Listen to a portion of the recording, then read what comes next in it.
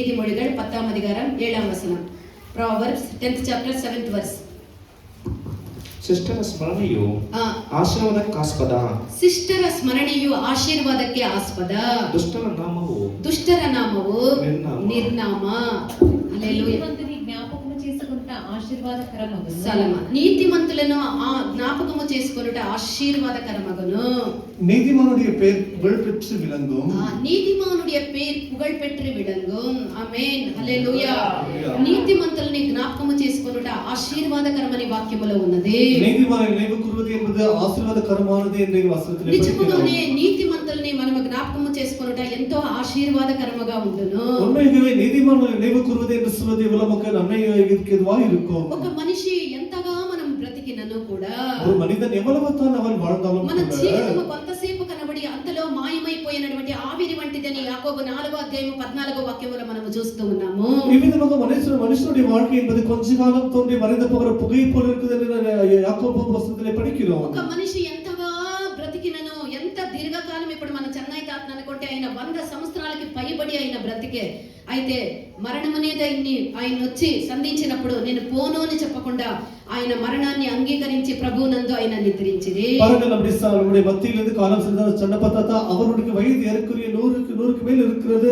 பாருங்கள், அவர் அத்தனை வருஷம் உயிர் வாழ்ந்தாலும் கூட அவருக்கு மரணம் நேரிடும் போது நான் வரமாட்டேன் என்று சொல்ல முடியாது. ఒక మనిషి ఎంతగా బ్రతికినా, ఎంత డబ్బు కలిగి, ఎంత పేరు కలిగి, ఎంత సౌకర్యాలు కలిగి, ఎంత స్థాయిలో ఉన్నను, మరణం అనేది సంధించినప్పుడు ఆ యొక్క మనిషి కొంతసేపు కనబడి అంతలో మాయమైపోయినటువంటి ఆవిరి వంటి వాళ్ళని వేదం సెలవిస్తూ ఉన్నది. மனிதன் எவ்வளவு தான் பேர் புகழ்ச்சி பெற்று எவ்வளவு தான் நான் வாழ்ந்தாலும் கூட அவனுக்கு மரணம் நேரிடும் போது அவனுடைய நாட்களானது அந்த கொஞ்ச காலம் தோன்றி மறைந்து போகிற புகை போல் அவனுடைய ஜீவன் காணப்படுகிறது. అంతయు కూడా మనం మరణించేటప్పుడు మన యొద్ద నుండి అన్నీ కూడా ఆస్తులే గాని, అధికారములే గాని, అన్నీ కూడా ఐశ్వర్యములే గాని, అన్నీ కూడా నీడవలే దాటిపోవునటువంటి కార్యముగా ఉంటుంది. பாருங்கள், நமக்கு எவ்வளவு தான் நம்ம ஆஸ்திகள், பேர், புகழ்ச்சி, பணம் எல்லாவற்றையும் வைத்திருந்தாலும் மரித்த பொழுது எல்லாவற்றையும் விட்டு போகத்தான் வேண்டும். అయితే భూలోకములో బ్రతికి ఉన్నప్పుడే మన యొద్ద నుండి తీసివేయబడినటువంటి ఒక ఆస్తి ఉన్నది. ஆனால் நாம் பூமியில் இருக்கும்போது நாம் சேர்த்து வைக்கொள்ள ஒரு ஆஸ்தியானது అదే నిత్య జీవమై ఉన్నది. அது தான் நித்திய ஜீவனாய் నిత్య జీవాన్ని ఎవరు అనుగ్రహిస్తారు అంటే, இந்த நித்திய ஜீவனை யார் கொடுப்பார்கள்? అది నిత్య జీవాన్ని అనుగ్రహించినటువంటి దేవాది దేవుడైనటువంటి మన యొక్క యేసు స్వామి, మన యొక్క దేవుడు మాత్రమే ఆ యొక్క నిత్య జీవాన్ని అనుగ్రహించడానికి అధికారం గల దేవుడు. இந்த நித்திய ஜீவனை கொடுப்பதற்கு ஒருவருக்கு மாத்திரம் அதிகாரம் உண்டு. அவர்தான் கர்த்தர் இயேசு கிறிஸ்து தான் நமக்கு அந்த நித்திய ஜீவனை கொடுக்கிறவராக இருக்கிறார். బ్రతికి ఉన్నప్పుడే దేవుని మన సొంత రక్షకునిగా అంగీకరించి, இந்த பூமியில் நாம் வாழும்போது தானே இயேசு கிறிஸ்துவை நம்முடைய சொந்த ரட்சகராக ஏற்றுக்கொண்டு విశ్వసించి ఆయన నామమున బాప్టిజం తీసుకొని పరిశుద్ధాత్మ పొంది నా పరిశుద్ధులముగా మనం జీవించిన ఎడల ఆ యొక్క నిత్య జీవాన్ని దేవుడు మనకు అనుగ్రహించుదురు. அவருடைய நாமத்தில் ஞானஸ்நானம் பெற்று ரட்சிக்கப்பட்டு நம்ம அவருக்கென்று நாம் வாழ்வது நிச்சயமாக நித்திய ஜீவனை பெற முடியும். చెన్నై తాత ఎంతగానో తన యొక్క 100 సంవత్సరాలు పైబడి ఎంతగా జీవించినను, తన యొక్క ఆఖరి దినాల్లో దేవుని అంగీకరించి ఆ నిత్య జీవాన్ని పొందుకొని ప్రభువునందు జీవించి ఆఖరి శ్వాసం వరకు విశ్వాసం యొక్క మంచి పోరాటాన్ని పోరాడి తనకు కలిగినటువంటి ఆ యొక్క నిత్య జీవాన్ని చేత పట్టుకొని ఆయన మహిమలో ఆయన ప్రవేశించినటువంటి ఒక నీతిమంతుడై ఉన్నాడు. நம்முடைய மத்தியிலிருந்து கடந்து சென்ற சென்னை பத்தாத்தா அவரை குறித்து நாம் பார்க்கும்போது எவ்வளவு தான் ஜீவித்தாலும் கூட கடைசியில் நேரம் வரும்பொழுது அவர் கர்த்தருக்குள் மனம் திரும்பி ஞானஸ்நானம் பெற்றுக்கொண்டு ரட்சிக்கப்பட்ட பிறகு அவர் நல்ல போராட்டத்தை போராடினேன், ஓட்டத்தை முடித்தேன் என்று போராடி ஒரு நல்ல ஜீவிதத்தை செய்து చూసినప్పుడు కూడా విశ్వాసములో ఆయనకి ఎంత మాత్రము కూడా కొరత లేకుండా అంత విశ్వాసములో దృఢముగా ఉండే. அவருடைய கடைசி நாட்களை நம்ம பார்க்கும்போது அவருக்குள் இருந்த விசுவாசம் எவ்வளவு வேணும் குறையாமல் தான் இருந்தது. అంత పెద్ద మనిషి అయినను, అంత పేరు ప్రఖ్యాతి గాంచినటువంటి ఒక మనిషి అయినను, దేవుని నమ్మిన తర్వాత ఆయన ఒక పసి బిడ్డవలే తన యొక్క జీవితాన్ని దేవునికి అప్పగించినటువంటి ఒక నీతిమంతుడిగా కనబడుతూ ఉన్నారు. அவர் ஒரு பேர் புகழ்ச்சி பெற்ற ஒரு மனிதனாக இருந்தாலும் கூட கர்த்தருக்குள் அவர் மனதிரும்பின பிறகு ஒரு சிறு பிள்ளை போல தன்னை மாற்றிக் கொண்டதை நாம் பார்க்கிறோம். మాతో ఆ శ్రమల దినాల్లో, కష్ట దినాల్లో ఇక్కడ ఉండి ప్రార్థనలు చేసుకొని రాత్రి పగలు నిద్ర లేకుండా ఉపవాసాలు ఉండి మాతో కూడా ఆయన ఇక్కడ ఉండి మధ్య రాత్రుల్లో కూడా లేచి ప్రార్థనలు చేసినటువంటి ఒక పసిబిడ్డ లాంటి ఒక నీతిమంతుడు మన యొక్క తాత. அவர் ஒரு சிறு பிள்ளை போல மாறிவிட்டு எங்களுக்குள் இருந்து எங்கள் மத்தியில் இருந்து கொண்டு எங்களை போல உபவாசம் இருந்து ஒரு சாப்பாடு தண்ணி இல்லாமல் உபவாசம் இருந்து ஜெபித்து அவர் ஒரு பாடுகள் அனுபவித்த ஒரு ஜீவித்தை அவர் செய்திருக்கிறார். ఆ నీతిమంతుల్ని ఈ రోజు జ్ఞాపకం మనం చేసుకొనుట మనందరికీ కూడా ఆశీర్వాదకరముగా ఉండును. அப்படிப்பட்ட நீதிமானை நினைவுகூறுவது என்பது நம்ம எல்லாருக்கும் ஒரு ஆசீர்வாதமாய் காணப்படுகிறது. ఇక రానైనటువంటి దినముల్లో ఆయన మనకు ఒక పూర్వ పితరుడుగా ఆయన మారిపోతాడు. రానైనటువంటి సంతతికి ఇలాంటి ఒక మనిషి మన పూర్వ పితరుల జీవించిరి అనేటువంటి ఒక జ్ఞాపకములో ఆయన మిగిలిపోయినటువంటి వారుగా కనబడుతూ ఉన్నారు. இந்த வருகிற நாட்களில் நம்ம பின்வரும் சந்ததிக்கு அவர் முற்பிதாவாக இப்படியால வாழ்ந்தவர்கள் என்ற ஒரு முற்பிதாவாக పాత నిబంధన కాలంలో జీవించినటువంటి వారు కూడా మనకు పూర్వ పితరులుగా వేదములో మనము వాటిని పూర్వ పితరులుగా మనం చూడవచ్చు.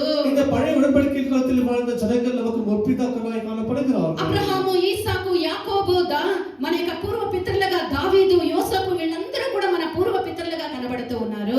ஆபிரகாம், யாக்கோபு, ஈசாக்கு, தாவீது இப்படிப்பட்டவர்கள் எல்லாமே நமக்கு முற்பிதாக்களாய் காணப்படுகிறார்கள். పూర్వ పితరులుగా ఉండి నేటి వరకు వాళ్ళ యొక్క జీవితంలో మనం నేర్చుకోవాల్సినటువంటి అనేక కార్యముల్ని మనం నేర్చుకోగలుగుతూ ఉన్నాము. அந்த முற்பிதாக்களுடைய விஷயத்தில் நாம் எத்தனையோ கற்றுக்கொள்ள காரியங்கள் நிறைய இருக்கிறது. ఈ రోజు అబ్రహాముని గురించి మనం అనగా ఆయన యొక్క విశ్వాసాన్ని గురించి మనం తెలుసుకుంటూ ఉన్నాము. இன்னைக்கு நாம் அபிரகாம் குறித்து பேசுகிறோம் என்றால் அவருடைய விசுவாசத்தை குறித்து நாம் நினைவு கூறுகிறோம். ఈసాకుని గురించి మనం తెలుసుకొనగా ఆయన యొక్క తగ్గింపుని, ఆయన యొక్క విధేయతని గురించి మనము లోబడే దాని గురించి ఎంతగానో మనం నేర్చుకుంటూ ఉన్నాము.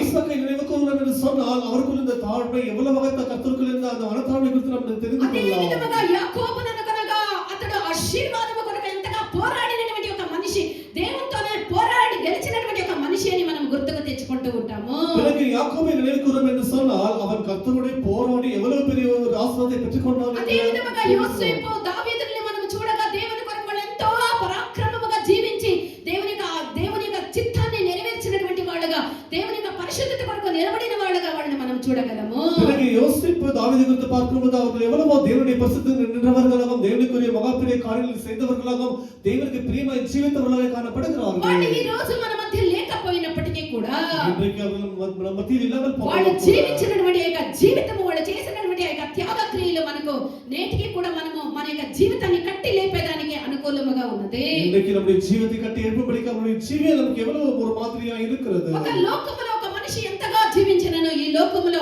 ఆఖరి వాని యొక్క జీవితమైనది ఒక సమాధి దాంట్లో అది ముగింపు అవుతూ ఉన్నది. ஒரு மனிதன் இந்த உலகத்தில் எவ்வளவாய் ஜீவித்தாலும் கூட அவனுடைய முடிவானது அவனுடைய கல்லறையில் தான் முடிகிறது. ఒక మనిషి యొక్క మనము కూడా సమాధిల తోటకు పోతూ ఉంటాము. நாம் கூட இந்த கல்லறை தோட்டத்துக்கு போகிறோம். ఇది పలానా వాళ్ళ యొక్క భూస్థాపన చేసినటువంటి సమాధి అని, వాళ్ళతో ఉన్నటువంటి అనుభవాలు, వాళ్ళతో గడిచినటువంటి దినాలు, వాళ్ళ గుణాలు, వాళ్ళ లక్షణాలు, వాళ్ళ మనతో కూడా ఉన్నప్పుడు వాళ్ళు చూపించినటువంటి ప్రేమలు, వాళ్ళ క్రియలు, ఇవన్నీ కూడా ఆ యొక్క సమాధి మనకు తెలియపరుస్తూ ఉంటుంది. அங்கே இருக்கிற கல்லறையில் அடக்கம் பண்ணப்பட்டவருடைய பேரில் பலகை நாம் பார்க்கும்போது ஐயோ இப்படிப்பட்டவர்களை நினைவு கூறுகிறோம், அவர்கள் இப்படி ஜீவித்தார்கள், இப்படி வாழ்ந்தார்கள், இப்படிப்பட்டவர்கள் இப்படி செய்தார்கள் என்று அவர்களை குறித்து நன்மையை ఒక మనిషి ఎంతగా జీవించినను, ఎంతగా కలిగి ఉన్నను, అతడు ఆఖరికి సమాధి చేరవలసినదే. ஒரு மனிதன் எவ்வளவாய் பிறந்து எவ்வளவாய் ஜீவித்தாலும் கூட அவன் கல்லறை போய் சேரத்தான் வேண்டும். ఒక మనిషి యొక్క జీవితాన్ని తుదముట్టించేది ఆ యొక్క సమాధి అని తెలుపబడుతూ ఉన్నది. ஒரு மனிதனுடைய முடிவு கல்லறை என்று சொல்லப்படுகிறது.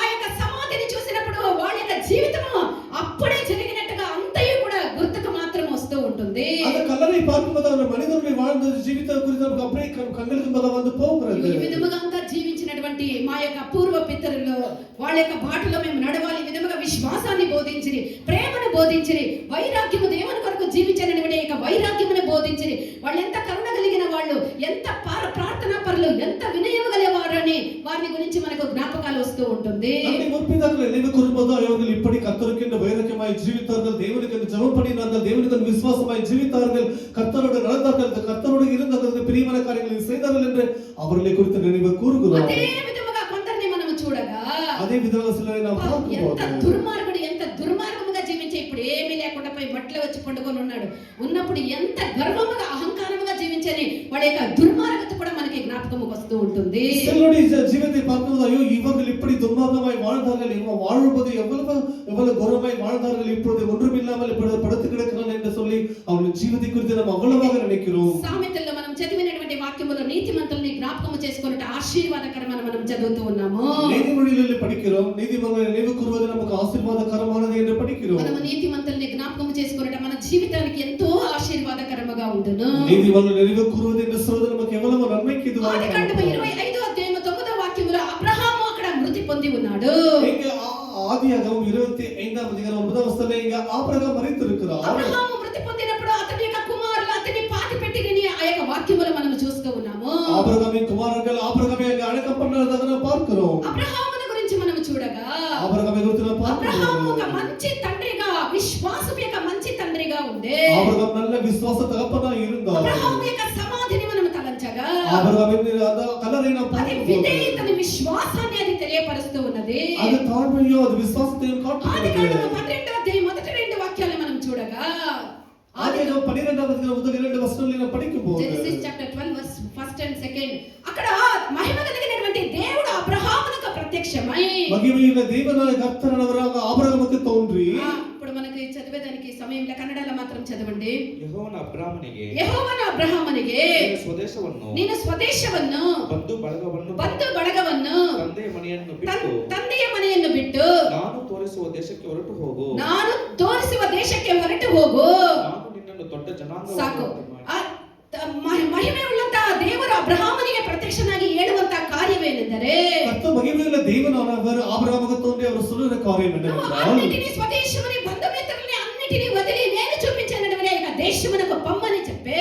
நீ உன் தேசத்தையும் உன் இனத்தையும் உன் சொந்த தேசத்தையும் தகப்பன் வீட்டையும் விட்டு நான் காண்பிக்கும் தேசத்துக்கு నువ్వు போ என்று ఉండేటువంటి నీ యొక్క சொன்னார். స్వదేశముని, నీ బంధువుల్ని, నీ మిత్రుల్ని, నీ కలిగినది అంతయు కూడా వదిలి నేను నీకు చూపించానటువంటి దేశమునకు పొమ్మని మాత్రమే చెప్పగా ఆ ఎక్కడికి పోవాలనో, ఏ దేశమో, దానికి లొకేషన్ ఎక్కడో, దానికి ల్యాండ్ మార్క్ ఎక్కడో, ఏ దేశం, అక్కడ ఏమున్నదో, బ్రతికేదానికి కావాల్సిన అవసరతలు ఉన్నాయో ఏది కూడా అబ్రహామునకు తెలియదు. பாருங்கள் கர்த்தரானவர் ஆபிரகாமுக்கு தோன்றி நீ உன் தேசத்தையும் உன் தேவனுடைய இனஜன பந்துக்களையும் உன் தகப்பன் வீட்டையும் விட்டு நான் காண்பிக்கும் தேசத்துக்கு போ என்று சொல்லும்போது ஆபிரகாம் ஐயோ கர்த்தர் தேசத்துக்கு போனால் அங்கே ஏதாவது நன்மைக்கு எதுவான காரியம் இருக்குமா, அங்கே குடியிருப்புக்கு நல்லமா இருக்குமா என்று எதுவும் யோசிக்காம లేదా ప్రభువా నేను ఎక్కడికి పోవాలి, అక్కడ నాకు తగినది అంతయు కూడా ఉన్నదా, ఆ ఏ స్థలము ఏది కూడా అబ్రహాము దేవుణ్ణి అడగలేదు. கர்த்தாவே நீ சொல்லுகிறபடி நான் தேசத்துக்கு போனால் நான் வாழ்வதற்கேற்ற எல்லா காரியங்களும் அங்கே கிடைக்குமா என்று கூட ஆபிரகாம் கேட்கவில்லை. పిలిచిన దేవుడు నమ్మకస్తుడన్నటువంటి ఆ యొక్క విశ్వాసము దేవుని మీద అబ్రహాముకు ఉండే.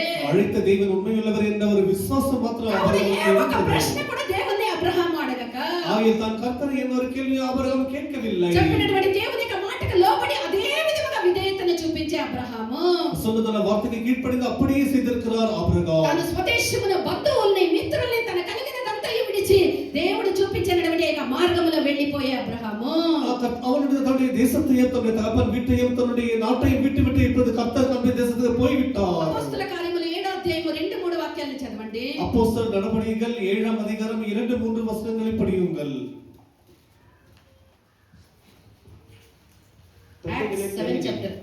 ತಂದೆಗಳೇ ಕೇಳಿರಿ, ನಮ್ಮ ಮೂಲ ಪುರುಷನಾದ ಅಬ್ರಾಮನು ನಮ್ಮ ಮೂಲ ಪುರುಷನಾದಂತ ಅಬ್ರಾಮನು ಕಾನಾನಿನಲ್ಲಿ ವಾಸ ಮಾಡಿದಕ್ಕಿಂತ ಮುಂಚೆ ಮೆಸೊಪೊತಾಮ್ಯದಲ್ಲಿದ್ದಾಗ ಪ್ರಭಾವ ಸ್ವರೂಪನಾದ ದೇವರು ಅವನಿಗೆ ಕಾಣಿಸಿಕೊಂಡು ಸ್ವದೇಶವನ್ನು ನನ್ನ ಬಂಧು ಬಳಗವನ್ನು ಬಿಟ್ಟು ನಾನು ತೋರಿಸುವ ದೇಶಕ್ಕೆ ಹೊರಟು ಹೋಗು ಎಂದು ಎಲ್ಲವನ್ನೂ ಬಿಟ್ಟು ನಾನು ತೋರಿಸುವಂತ ದೇಶಕ್ಕೆ ಹೊರಟು ಹೋಗು ಎಂದು ಅಬ್ರಹಾಮನಿಗೆ ಮಹಿಮೆ ಉಳ್ಳಂತ ದೇವರು ಪ್ರತ್ಯಕ್ಷನಾಗಿ ಹೇಳಿದಾಗ ಆ ಮಾತಿಗೆ ಅಬ್ರಹಾಮನು ವಿಧೇಯತೆ ತೋರಿಸಿ ಅದೇ ರೀತಿ ಮಾಡಿದರು. பாருங்கள் தேவனானவர் ஆபிரகாமுக்கு தோன்றி உன் தேசத்தையும் உன்னுடைய நாட்டையும் உன்னுடைய தகப்பன் வீட்டையும் விட்டு நான் காண்பிக்கும் தேசத்துக்கு போய் என்று சொன்னபோது அப்படியே புறப்பட்டு வந்தார்.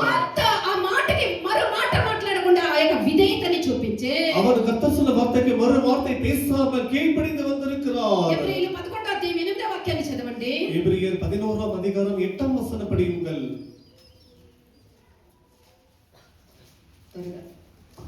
అబ్రహాము పిలువబడినప్పుడు విశ్వాసమును బట్టి ఆ పిలుపునకు లోబడి స్వాస్థ్యముగా పొందనైన ప్రదేశమునకు బయలు వెళ్ళాను. హల్లెలూయా. అబ్రహాముకు ఆ పిలుపు వచ్చినప్పుడు இந்த ஆபிரகாமுக்கு அந்த அழைப்பு வந்தபோது ఆయనకుండేటువంటి యొక్క విశ్వాసమును బట్టి ఆ యొక్క పిలుపునకు లోబడి அவருக்கு விசுவாசத்தின்படி கர்த்தருடைய அழைப்புக்கு ఈ கீழ்ப்படிந்தார். రోజు దేవుని యొక్క వార్తకి ఎంతమంది లోబడుతూ ఉన్నాము? இன்றைக்கு கர்த்தருடைய வார்த்தை நாம் எத்தனை பேர் நம்ம దేవుని యొక్క கீழ்ப்படிகிறோம்? వార్త చెప్తే ఎంతమంది మనము లోబడుతూ ఉన్నాము, విశ్వాసంతో లోబడుతూ ఉన్నాము? கர்த்தர் ஒரு வார்த்தை சொன்னால் எத்தனை பேர் நாம் விசுவாசத்தோட கீழ்ப்படிகிறோம்? ప్రశ్నించకుండా ఎంతమంది మనము విధేయతను చూపిస్తూ ఉన్నాము? நாம் கேள்வி கேட்காமல் கர்த்தருக்கு எத்தனை பேர் நாம் கீழ்ப்படிகிறோம்? మనము విన్నట్లయితే అబ్రహాము యొక్క సంతతిగా మారుదుము. நாம் கீழ்ப்படிவோம் என்று சொன்னால் கேட்போம் என்று சொன்னால் ஆபிரகாம் சந்ததியாக மாறுவோம். ఆత్మీయ జీవితంలో విధేయత అన్నిటికంటే చాలా ముఖ్యమైనటువంటి ఒక అంశముగా ఉన్నది. ஆவிக்குரிய ஜீவிதத்திலே கீழ்ப்படிதல் என்று சொல்வது மிக முக்கியமான காரியமாக இருக்கிறது. ఆత్మీయ జీవితంలో విశ్వాసము లేకపోతే మనం నిశ్చయముగా ఈ యొక్క పరుగుని మనం పరిగెత్తలేము. ஆவிக்குரிய ஜீவிதத்திலே விசுவாசம் இல்லாமல் இந்த ஓட்டத்தை நாம் ஓட முடியாது. అబ్రహాము యొక్క జీవితాన్ని మనం చూడగా చూడగా ஆபிரகாமின் ஜீவிதத்தை நாம் பார்க்கும்போது గుడారవాసిగా నివసించే ஆபிரகாம் ஒரு மூடரவாசியை வசித்து ఆయన வந்தார். బ్రతికినటువంటి దినములంతా కూడా ఆయన తన కొరకు ఒక కట్టబడినటువంటి ఇంట్లో నివాసం చేయకుండా ఆయన గుడారవాసిగా నివసించే அவன் வாழ்நாள் எல்லாமே கூட தன் சொந்த வீட்டை கட்டிக்கொள்ளாமல் ஒரு குடாரவாசியை தான் வசித்து అబ్రహాము வந்தார். విశ్వాసములో ఆయన బలహీనుడిగా కనబడలేదు. ஆபிரகாம் விசுவாசத்தில் பலவீனமாய் காணப்படவில்லை. తన ఒక్కగాని ఒక కుమారుడు తన యొక్క వయసు అయినటువంటి కాలములో పుట్టినటువంటి ఒక్కగాని ఒక కుమారుడైనటువంటి ఇస్సాకుని బలి ఇమ్మని దేవుడు మరలా అబ్రహాముతో చెప్పగా இந்த ஆபிரகாமுக்கு வயது சென்ற போது கர்த்தரால் சொல்லப்பட்ட வாக்குத்தத்த புத்திரனாகி ஒரே பேரான குமாரனை தேவனானவர் அவனை பலி கொடுக்க சொன்னபோது అయ్యా తండ్రి నేను అడిగినానా నాకు వయసు అయిన కాలములో ఒక కుమారుని ఇస్తానని నువ్వే కదా ఇచ్చినది. கர்த்தாவே இந்த வயதான காலத்தில் ஒரு குமாரனை கேட்டனா நீர் தானே எனக்கு குமாரனை கொடுத்திருக்கிறீர். ఇప్పుడు ఈ యొక్క వయసు అయిన కాలములో ఆ బిడ్డని బలిగా అర్పించమని అడుగుతున్నావే నేను ఏ విధముగా అర్పించదను.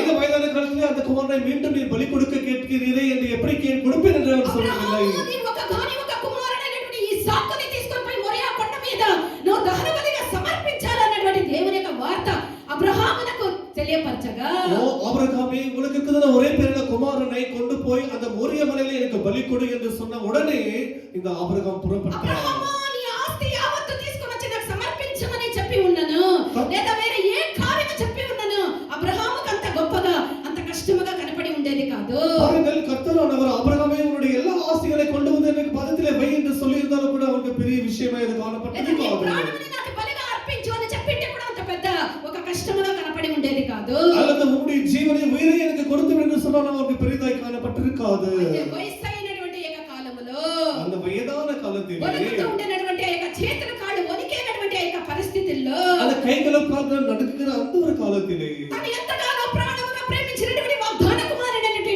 ఇస్సాకుని బలి అర్పించమని దేవుడు చెప్పగా தான் ஒரே உயிராக நேசித்த ஒரே பேரான குமாரனை பலி கொடு என்று தேவனானவர் சொன்னபோது మరు ప్రశ్న దేవునికి వెయ్యక அவர் மறுபாவத்தை பேசாமல் అబ్రహాము ఆ యొక్క వార్తకు లోబడే ஆபிரகாம் அப்படியே கீழ்ப்படிந்திருக்கிறார். అబ్రహాము ఆ యొక్క అర్పించమని చెప్పినప్పుడు దానికి సంపూర్ణంగా అతడు లోబడే ஆபிரகாம் நீ பலி கொடு என்று சொன்ன உடனே முழுவதுமாய் கீழ்ப்படிந்திருக்கிறார். ఎబ్రీయుల 11వ అధ్యాయము 17వ వాక్యం నుండి చదవండి. எபிரெயர் 11ஆம் அதிகாரம் 17 இருந்து படிப்போமாக. అబ్రహాము శోధింపబడి ఆ. విశ్వాసమును బట్టి ఇస్సాకును బలిగా అర్పించెను. ఉమ్. ఎవడు ఈ వాగ్దానంలో సంతోషంతో అంగీకరించెను ఆ. ఇస్సాకు వలనైనది నీ సంతానం అనబడును అని ఎవనితో చెప్పబడెను. ఆ అబ్రహాము మృతులను సహితము లేపుటకు సలమా. దేవుని ఈ విధముగా దేవుని యొక్క వార్తకి అబ్రహాము వందంతలుగా దేవునికి లోబడే విశ్వాసము ద్వారా లోబడే இவ்விதமாக விசுவாசத்திலே முழுவதுமாக கீழ்ப்படிந்து அவன் ஒரே பேரான குமாரனை பலி கொடுக்கும்படி ஒப்பு கொடுத்திருக்கிறார் అంతేకాదు ஆபிரகாம். అబ్రహాము ఒక ప్రార్థన పరుడుగా మనకు కనబడుతూ ఉన్నారు. இன்றைக்கு ஆபிரகாமுக்கு ஒரு ஜெப வீரனாய் காணப்படுகிறார். అబ్రహాము తన యొక్క జీవిత కాలంలో అనేకుల కొరకు ఆయన ప్రార్థించినటువంటి ఒక విశ్వాసం యొక్క తండ్రిగా కనబడుతూ ఉన్నాడు. ஆபிரகாம் தன்னுடைய வாழ்நாளிலே அநேகருக்காக விசுவாசத்தோடு ஜெபம் பண்ணின ஒரு ஜெப வீரனாய் ఆ இருக்கிறார். సొదొమ యొక్క నాశనాన్ని గురించి అబ్రహామునకు తెలియపరిచినప్పుడు அந்த சோதோம பட்டணத்தின் அழிவு குறித்து தேவன் ஆபிரகாமுக்கு அறிவித்த போது అబ్రహాము ఏం చేస్తూ ఉన్నాడు? ஆபிரகாம் என்ன செய்கிறார்? అబ్రహాము దానికి అడ్డుపడి ఆయన ప్రార్థన మనవి చేసేది మనము చూడగలము. அதற்கு அவர் குறுக்கி வந்து கர்த்தாவே அவருக்கு மன்றாடி ఆ ஜெபிக்கிறவராய் సొదొమ యొక్క இருக்கிறார். నాశనాన్ని గురించి తెలిసిన వెంటనే దేవుని యొక్క హృదయమే కరిగిపోయే విధముగా దేవుని యొక్క పాదాలను పట్టుకొని వేడుకొని బతిమాలి ప్రార్థన చేసేటటువంటి ప్రార్థన పరుడుగా అబ్రహాము కనబడుతూ ఉన్నారు. அந்த பட்டணத்தின் அழிவு வெளிப்பட்ட உடனே ஆபிரகாம் கர்த்தருடைய பாதத்தை பிடித்துக் கொண்டு கர்த்தரை மனையிலிருந்தபடிக்கு அவன் அப்படமாவே అబ్రహాము యొక్క ప్రార్థన దేవుని యొక్క హృదయాన్ని కరిగించే அந்த ஆபிரகாமின் ஜெபம் கர்த்தருடைய இருதயத்தை அது உருகும்படி செய்திருக்கிறது. ఆదికాండము 18వ అధ్యాయం 23 నుండి మనకు చదివితే మనకు తెలుస్తుంది. ஆதியாகமம் 18ஆம் அதிகாரம் 23 இலிருந்து படித்தால் நமக்கு தெரியும். అలాగా దేవుని యొక్క హృదయాన్ని కరిగించినంత ప్రార్థన అబ్రహాము చేసే அப்படி தேவனுடைய இருதயத்தை உருக செய்கிற ஜெபத்தை இந்த ஆபிரகாம் అంతేకాదు செய்திருக்கிறார். అబ్రహాము నిస్వార్థపరుడుగా కనబడుతూ ఉన్నాడు. அது மாத்திரமில்லாமல் ஆபிரகாம் ஒரு சுயம் இல்லாதவனாய் காணப்படுகிறார். ఆదికాండము 13వ అధ్యాయం 8-9 వాక్యాల్లో మనం చూసినట్లయితే ஆதியாகமம் 13ஆம் அதிகாரம் 8-9 வசனங்களை అక్కడ படிக்கும்போது అబ్రహాము యొక్క కాపర్లకి లోతు యొక్క కాపర్లకి కలహము కలిగినట్టుగా మనం చూడగలము. அங்கே ஆபிரகாமின் அந்த வேலைக்காரர்களுக்கும் லோத்துனுடைய வேலைக்காரர்களுக்கும் அங்கே சண்டை ஏற்பட்டதாக பார்க்கிறோம். నువ్వెంత నీ బ్రతికెంత అంటారు కొంతమంది. సమయం వచ్చినప్పుడు అబ్రహాం ఎంత లోతు ఎంత పిలిచిన దేవుడు అబ్రహామును పిలిచగాని లోతునేం పిలువలే. లోతు అబ్రహాం యొక్క తోకను పట్టుకొని వెంబడించిన వాడే. అయితే ఇప్పుడు లోతు కాపర్లకి అబ్రహాం యొక్క కాపర్లకు వచ్చినప్పుడు అబ్రహాం ఎంతైనా అబ్రహాం మాట్లాడి ఉండవచ్చు. అయితే అబ్రహాము తన యొక్క నోరును కూడా విప్పలేదు. பாருங்கள், இப்பொழுது தேவன் அவர் ஆபிரகாமை தான் அழைத்தார், ஆசீர்வதித்தார். அது நிமித்தமாகத்தான் இந்த லோத்து கூட பின்தொடர்ந்து வந்தார். இப்பொழுது ஆபிரகாமின் வேலையாட்களுக்கும் லோத்தின் வேலையாட்களுக்கும் இப்பொழுது சண்டை வந்திருக்கிறது. அப்பொழுது கூட ஆபிரகாம் எதுவும் பேசவில்லை. నిజముగా దేవుణ్ణి ప్రేమించేవాడు ప్రగల్భాలు పలకరు. பாருங்கள், தேவனுடைய உண்மையாக கர்த்தரை நேசிக்கிறவர்கள் தன்னுடைய புகழ்ச்சியை வீண் பேச ఇక్కడ மாட்டார்கள். అబ్రహాము ఏం చేస్తూ ఉన్నాడు? இங்கே ஆபிரகாம் என்ன లోతు యొక్క செய்கிறார்? కాపరులకి, అబ్రహాము యొక్క కాపరులకి కలహం వచ్చినప్పుడు ఎంత నిస్వార్థపరుడుగా అతను క్రియ చేస్తూ ఉన్నాడో చూడండి. இங்கே ஆபிரகாமின் வேலையாட்களுக்கும் இந்த லோத்தின் வேலையாட்களுக்கும் சண்டை வந்தபோது எவ்வளவு அவர் சுயம் இல்லாமல் దేశమంతయు కూడా నీ ముందున్నది. ஓ லோத்துவே, இந்த தேசமனைத்து முன்பாக నువ్వు இருக்கிறது. కుడికి నేను ఎడమకపోతాను. நீ இடத்துக்கு போனா வலதுக்கு போவேன். నువ్వు ఎంత ఒక దైవికమైనటువంటి గుణము కలిగినటువంటి మనిషి అబ్రహాము చూడండి. பாருங்கள், எவ்வளவு தெய்வீகமான குணமுடையவராய் இருந்த ஆபிரகாம் இருக்கிறார். నువ్వు ఈ పక్క పోయి నా యొక్క సరిహద్దుల్ని దాటి రావద్దు అని అబ్రహాము లోతుతో చెప్పలేదు. பாருங்கள், அவருடைய எல்லைக்கு சென்று இது தாண்டி நீ வராதே என்று ஆபிரகாம் சொல்லவில்லை. నువ్వు ఎక్కడికి పోవాలనుకుంటావో నువ్వు అక్కడ ఏర్పరచుకో, మిగిలిన స్థలానికి నేను పోతానని నిస్వార్థపరుడుగా అబ్రహాము చెప్పే. உனக்கு எவ்வளவு நிலம் தேவை, எவ்வளவு இடம் தேவை, எல்லாவற்றையும் எடுத்துக்கொள், மீதியாக எடுத்துக்கொள்கிறேன் என்று ஆபிரகாம் சுயம் இல்லாமல் அவர் சொல்கிறார். దైవికమైనటువంటి ఒక దివ్య గుణము అబ్రహాములో కనబడే. அவ்வளவு தெய்வீகமான திவ்ய குணம் అబ్రహాములో ஆபிரகாமுக்கு లోపత్వం అనేది లేనటువంటి వారు అబ్రహామై ఉండిరి. பாருங்கள், எந்த ஒரு குறைவில்லாதவராக ஆபிரகாம் சுயம் இல்லாதவராக இருக்கிறார். ఇంతగా చేసిపోయినటువంటి ఆ యొక్క లోతు మీద ఎంత మాత్రము కూడా అబ్రహాము ఆ యొక్క పగని పెంచుకోలేదు. இப்படியாக சண்டை இழுத்து சென்றதான இந்த லோத்துவின் மீது ஆபிரகாம் எம்மாத்திரம் பகை లోతు வைக்கவில்லை. చెరపట్టబడినటువంటి విషయము తెలియగా இந்த லோத்து சிறைப்பிடிக்கப்பட்டான் என்ற வார்த்தை கேட்ட తన உடனே ఇంట ఉన్నటువంటి 315 మందిని అబ్రహాముకు సమకూర్చుకొని ஏறக்குறைய 311 பேரை அவர் வேட்களை சேர்த்துக் கொண்டு 315 మెంబర్స్ ని తన యొక్క కుటుంబం, తన యొక్క 315 మంది పరివారముని సమకూర్చుకొని ஏறக்குறைய 315 பேரை ஏறக்குறைய அவர் சேர்த்துக் கொண்டு వాడిని ఆ యొక్క చెరపట్టేదానికి వచ్చినటువంటి వాడిని తరిమేదానికి పరిగెత్తే అబ్రహాము அவர் சிறைப்பிடித்து போனவர்களை மீண்டும் பின்தொடர்ந்து போயிருக்கிறார். 5 గొప్ప రాజుల్ని అబ్రహాము ఓడించే. அவ்வளவு பெரிய ராஜாக்களை அவர் ஆபிரகாம் தோற்கடிக்க செய்திருக்கிறார். 4 రాజుల యొక్క సైన్యము ధైర్యముగా అబ్రహాము ఎదుర్కొనే. அவர்கள் 4 ராஜாக்கள் சேனைகள் அந்த ஆபிரகாம் எதிர்கொண்டிருக்கிறார். అబ్రహాము ఓడగొట్టే. அவர்களை எல்லாரும் தோற்கடித்திருக்கிறார் ஆபிரகாம். ఎవరి యొక్క సహాయం లేకుండా అబ్రహాము దేవుని యొక్క కృప వల్ల వాడిని ఓడించే. யாருடைய உதவி இல்லாமல் கர்த்தருடைய உதவியினாலே அந்த எல்லா சேனைகளையும் துரத்தி இருக்கிறார் దేవుని యొక్క ஆபிரகாம். సహాయం వల్లనే ఆ యొక్క బలమైనటువంటి యొక్క రాజుల్ని అబ్రహాము తరిమే. கர்த்தருடைய உதவியினால் மாத்திரமே அவ்வளவு பெரிய பலத்த சேனைகளை எல்லாம் ஜெயித்திருக்கிறார் వాడు భూమి ஆபிரகாம். మీద ఉండినటువంటి రాజులందరికంటే గొప్పవాడుగా కనబడే. இந்த பூமியில் இருக்கிற எல்லா ராஜாக்களை பார்க்கலாம் ஆபிரகாம் பெரியவனாக అలాంటి இருந்தார். అబ్రహాముని మెల్కీసెదెకు ఆయన్ని ఎదుర్కొని వచ్చినప్పుడు அவ்வளவு பெரிய ஆபிரகாமை இந்த மெல்கிசேதேக்கானவர் எதிர்கொண்டு வரும்போது ఆకాశమునకు ఆ భూమికి సర్వోన్నతమైనటువంటి సృష్టికర్త అయినటువంటి సర్వోన్నత దేవుని యొక్క నామములో ఆశీర్వదించే. அவர்கள் வானத்தை பூமி உண்டாக்கின தேவனுடைய நாமத்தினாலே அவரை ஆசீர்வதித்தார். ఆ మెల్కీసెదెకు అబ్రహామును ఆశీర్వదించిన తర్వాత இந்த மெல்கிசேதேக்கு ஆபிரகாமை ஆசீர்வதித்த பிறகு చదవండి ఆదికాండం 14వ అధ్యాయం 21వ వాక్యం చదవండి. ஆதியாகமம் 14ஆம் அதிகாரம் 21ஆம் வசனம் படியுங்கள். ಸೋದೋಮಿನ ಅರಸನ ಅಬ್ರಾಮನಿಗೆ ಆ ಸೋದೋಮನ ಅರಸನು ಅಬ್ರಹಾಮನಿಗೆ ನೀನು ಬಿಡಿಸಿದ ಜನರನ್ನು ನನಗೆ ಒಪ್ಪಿಸು ಆಸ್ತಿಯನ್ನು ನೀನೇ ತಗೋ ಎಂದು ಹೇಳಲು ಆಸ್ತಿಯನ್ನು ನೀನೇ ತೆಗೆದುಕೋ ಎಂದು ಹೇಳಲು ಅಬ್ರಾಮನು ಅವನಿಗೆ ಒಂದು ದಾರವನ್ನಾಗಲಿ ಕೆರದ ಬಾರನ್ನಾಗಲಿ ನಿನ್ನದರಲ್ಲಿ ಯಾವುದು ನನಗೆ ಬೇಡ ತೆಗೆದುಕೊಳ್ಳುವೆಂದು ಭೂಮಿ ಆಕಾಶಗಳನ್ನು ನಿರ್ಮಾಣ ಮಾಡಿದ ಪರಸ್ಪರ ದೇವರಾಗಿರುವ ಯೆಹೋವನ ಕಡೆಗೆ ಕೈ ಎತ್ತಿ ಪ್ರಮಾಣ ಮಾಡುತ್ತೇನೆ. ఇదంతయు కూడా నాకు అప్పగించు, ఈ ఆస్తంతయు తీసుకొని సోదోము రాజు చెప్పినప్పుడు ఈ యొక్క సోదోము రాజు వల్ల అబ్రహాము ఆశీర్వదించబడే అని చెప్పినట్లుగా ఆకాశమును భూమిని సృష్టించినటువంటి సర్వోని యొక్క దేవుని యొక్క నామములో నేను చెప్తూ ఉన్నాను, నాకు ఏది వద్దని నిరాకరించే అబ్రహాము. இந்த சோதோமின் ராஜா ஆபிரகாமை எதிர்கொண்டு வந்து நீங்கள் ஜனங்களை எல்லாம் கொடுத்து விடு, நீ ஆஸ்தியெல்லாம் எடுத்துக்கொள் என்று சொன்னபோது நான் உம்மானே ஐஸ்வர்யவான் சொல்லாதபடிக்கு உன்னிலே எதுவும் எனக்கு வேண்டாம் என்று சொல்லியிருக்கிறார் ஆபிரகாம். ఈ అబ్రహామునకు కావలసినదంతయు సర్వోన్నతమైనటువంటి దేవుడు అనుగ్రహించును. இந்த ஆபிரகாமுக்கு தேவையான எல்லாவற்றையும் உன்னதமான கர்த்தர் கொடுப்பார். ఏమంటూ ఉన్నాడు సోదోము రాజు దగ్గర అబ్రహాము? இந்த ராஜா கூட இந்த ஆபிரகாம் என்ன சொல்லுகிறார்? అబ్రహాము ఏమంటూ ఉన్నాడు ఇక సోదోము రాజు దగ్గర?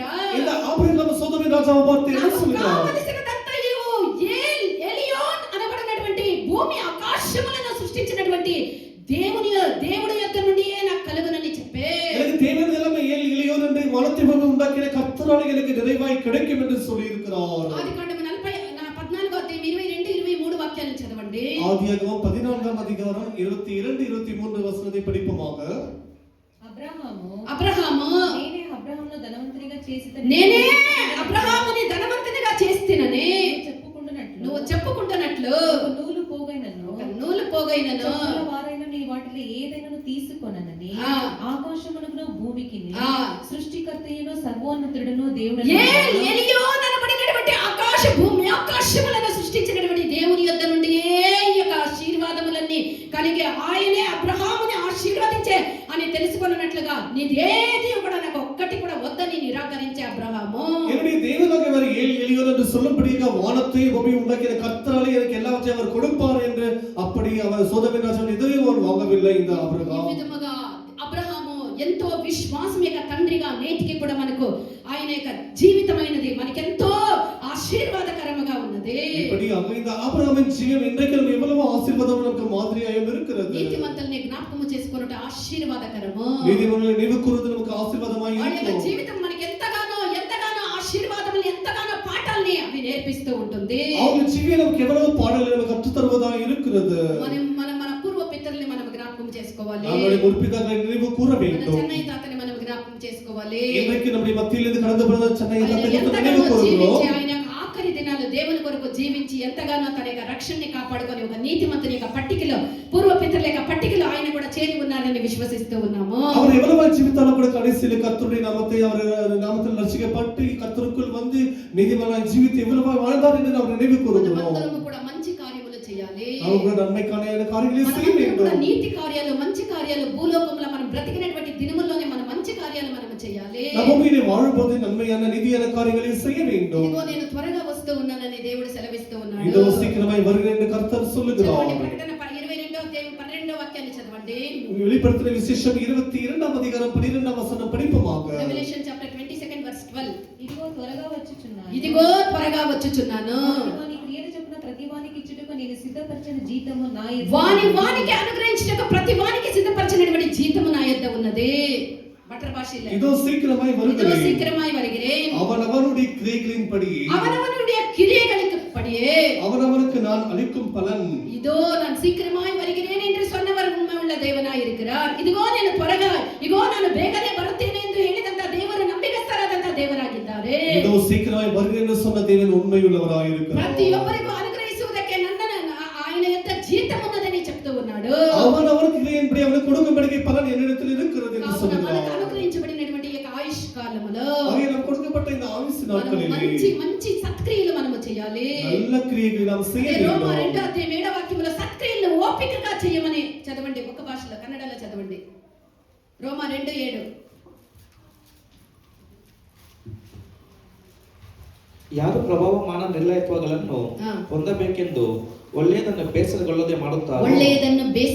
ಮಾಡುತ್ತಾರೋ ಅವರಿಗೆ ನಿತ್ಯ ಜೀವವನ್ನು ಕೊಡುವನು. ನಿತ್ಯ ಜೀವವನ್ನು ನಾವು ಒಳ್ಳೆಯದನ್ನು ಬೇಸರಗೊಳ್ಳದೆ ಮಾಡುವುದಾದರೆ ನಿತ್ಯ ಜೀವವನ್ನು ತಂದೆಯಾದಂತ ದೇವರು ನಮಗೆ ಕೊಡುತ್ತಾರೆ.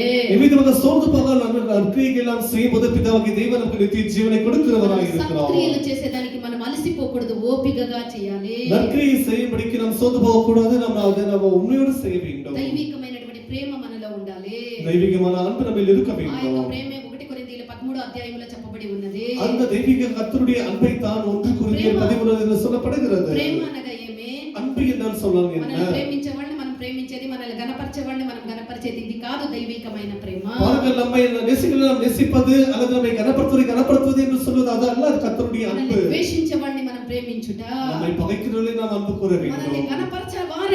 పరచలేనిటువంటి వారిని మనము గణపరిచి ప్రేమించుటయే నిజమైనటువంటి ప్రేమ. யார் நம்மை கனப்படுத்தவில்லை அவரை கனப்படுத்தி நாம் நேசிக்க வேண்டும். అదే దైవికమైన ప్రేమ. இதுதான் கர்த்தருடைய அன்பு. ప్రియమైనటువంటి దేవుని యొక్క జనమా, பிரியமான தேவனுடைய ஜனமே, సత్క్రియలను ఓపికగా చేయడం, நாம் நற்கிரியைகளை சோர்ந்து போகாமல் செய்ய ఏదో வேண்டும். ఒక రోజు మనము కూడా ఈ లోకాన్ని వదిలిపోవాలి. ஏதோ ஒரு நாள் நம்ம கூட இந்த உலகத்தை விட்டு கடந்து போகத்தான் வேண்டும். అయితే మనం మరణించిన తర్వాత కూడా మన యొక్క జీవితం అనేకులకు ఆశీర్వాదకరంగా ఉండాలి. ஆனால் நாம் மரித்த பிறகு நம்முடைய ஜீவியம் அநேகருக்கு ஆசீர்வாதமாக இருக்க మన வேண்டும். యొక్క జీవితం నా ఇష్టం మనం గడిచిపోయినటువంటి వాళ్ళమైతే మనము నశించిపోయినటువంటి మృగాల్ని పోలి ఉండుము. பாருங்கள், இது என்னுடைய ஜீவன் என்னுடைய வாழ்க்கை நாம் வாழ்வோம் என்று சொன்னால் அழிந்து போகிற மிருகத்தை போல நாம் வாழ்ந்து போய்விடுவோம். కావున మనం దేవుని యొక్క సన్నిధానములో మనము దేవుని యొక్క ప్రేమని మనం ధరించుకొని సత్క్రియల్ని ఓపికగా మనం చేయవారముగా ஆகிய ఉందాము. தேவ சமூகத்தில் தேவனுடைய அன்பை தரித்துக் கொண்டு நற்கிரிகளை நாம் சொந்து போகாமல் செய்வோமாக. ఒక రోజు మనము కూడా అనేకులకు మనం ఈ లోకములో మనం లేకపోయినా మన జీవితం అనేకులకు ఆశీర్వాదముగా మారటకు దేవుడు మన కృప అనుగ్రహించుదురుగాక. ஒரு நாள் இந்த பூமியில நாம் இல்லாமல் போனாலும் கூட நம் மூலமாக கர்த்தர் நற்கிரிகளை அவர் மற்ற காலங்களுக்கு ஜனங்களுக்கு அவர் செய்கிறவராய் இருப்பார். దేవుడు మనకు సహాయం చేయుదురుగాక. கர்த்தர் நமக்கு உதவி செய்வாராக. ఆమేన్. హల్లెలూయా.